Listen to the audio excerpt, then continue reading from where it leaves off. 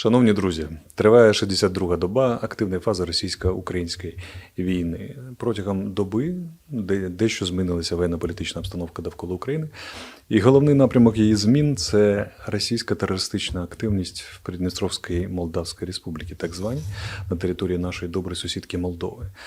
Російська влада на рівні своїх вищих представників державної влади заявляє про те, що необхідно окупувати Молдову. І сьогоднішні удари крилатими ракетами по нашому південному регіону можуть свідчити про намір Російської Федерації додати до всіх напрямків наступу ще й регіон Української Бессарабії. Воєнно-політичне керівництво держави цілком розуміє цю загрозу, знаходиться в постійному зв'язку з нашими сусідами, і ми знаємо, що з цим робити. А росіянам, російському керівництву можу передати, що додавання ще одного напрямку просто прискорить вашу військову поразку тут і політичну поразку в світі. На додаток про це свідчить сьогоднішні збори на авіабазі «Рамштайн» міністрів оборони 40 країн світу, тобто в НАТО 30, а тут іще 10, де присутній міністр оборони України Олексій Резніков і де вже головуючий при цій зустрічі міністр оборони Сполучених Штатів Остін заявив, що він переверне небо і землю, але надасть зброю Україні. А зброя Україні означає звільнення України від російських загарбників військовим шляхом. Що стосується оперативної обстановки, головне зусилля російські війська, як завжди, як і попередньо, концентрують на напрямку Попасна, Сєвєродонецьк, Рубіжне, намагаючись оточити наші війська, не виходить. І на напрямку від Ізюму на Слов'янськ-Краматорськ не виходить. Хоча ворог вдається до потужних артилерійських, авіаційних ударів, наші війська вдало маневрують, відбивають атаки. Намагається ворог просунутися в напрямку Авдіївки, не виходить. В напрямку Мар'їнки не виходить. В напрямку Гуляйполя, Запоріжжя йдуть важкі бої. Наші війська завдають ударів по скупченням російської техніки, пунктам управління, польових складах.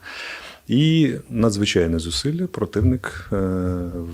до противник вдається на напрямку Кривого Рогу, концентруючи свої сили на півночі Херсонської області, намагаючись просунути в бік Кривого Рогу, але сьогодні протягом доби вони понесли там втрати, не менше 70 військовослужбовців вбитих, знищених, і склад боєприпасів до того ж. Тобто Збройні сили України проводять стратегічну оборонну операцію, проводять її вдало. Дуже складна обстановка, як завжди, в Маріуполі.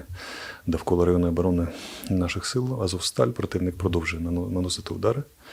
По території Азовсталі наші війська тримаються, виходять в відповідні вилазки. Україна вдається до величезних дипломатичних зусиль. Сьогодні тему Маріуполя обговорював президент Туреччини Ердоган з президентом Путіним. Путін, як завжди, вдався до цинізму, сказав, що спротиву там нема.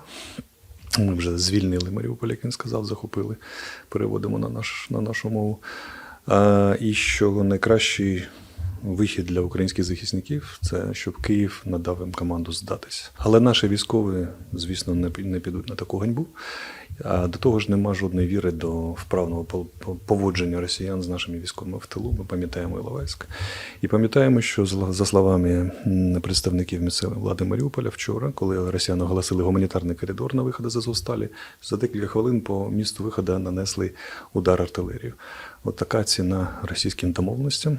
Подивимося, що вдасться досягнути Генсек ООН, який, зокрема, буде підіймати питання Маріуполю в перемовинах із турецькою стороною, і з українською, і з російською. Він зараз в державному візиті знаходиться. Протягом доби угрупованням повітряних сил Збройних сил України було уражено 11 повітряних цілей, 3 літаки, 1 вертоліт, 4 БПЛА оперативно-тактичного рівня та 3 крилатих ракети.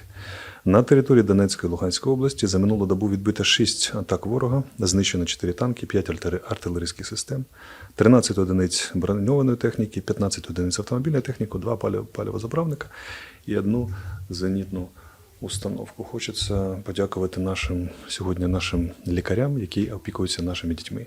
Дуже багато дітей постраждало.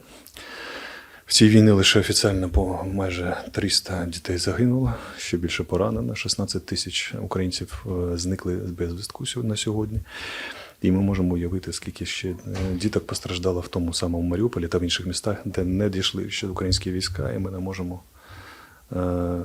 перерахувати і надати точно відомості, скільки кого загинули. Слідкуйте за нашими наступними повідомленнями. Все буде Україна. Віримо в Збройні Сили, віримо в партнерів і до перемоги військовим шляхом.